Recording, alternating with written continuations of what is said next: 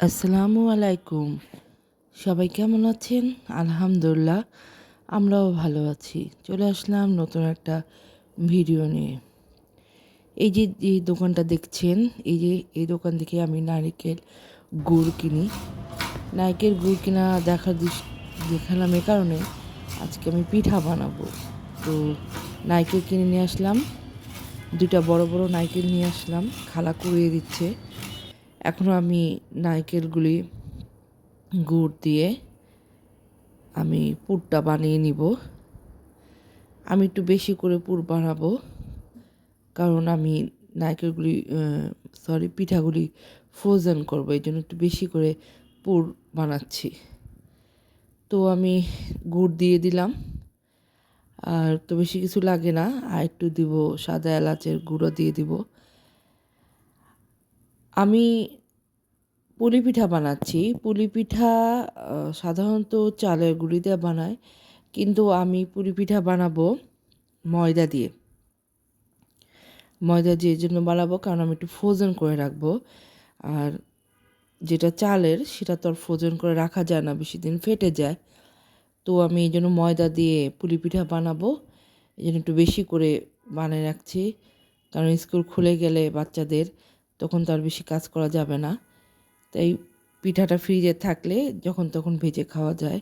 এর আগেও আমি বানিয়েছিলাম, সেটা ভিডিও দিয়েছি, ভাজার ভিডিও। আর এবার বানাচ্ছি একটু বেশি করে। তো আমার পুট রেডি হয়ে গেল। এই যে খালা এখন রুটিগুলি আমাকে বেলে দিচ্ছে, আর আমি রুটিগুলি কেটে নিচ্ছি।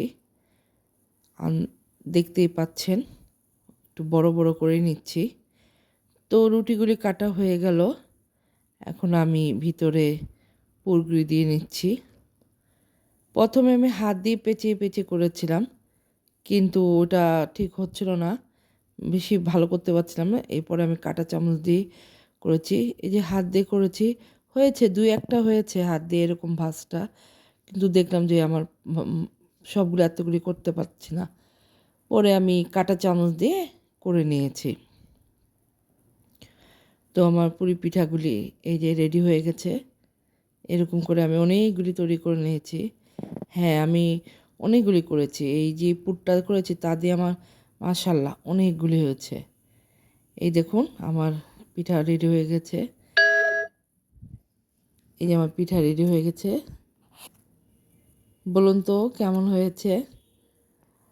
দেখতে কেমন হয়েছে তা জানি না আপনাদের কাছে কেমন লাগবে, তবে মাশাআল্লাহ খেতে মজা হয়েছে, কারণ ভিতরে পুরটা ভালো হয়েছে।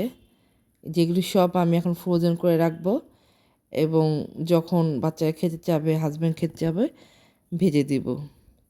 তো আজকে ভিডিওটা ভালো লাগলে একটা লাইক দিবেন। সবাই ভালো থাকবেন। আসসালামু আলাইকুম।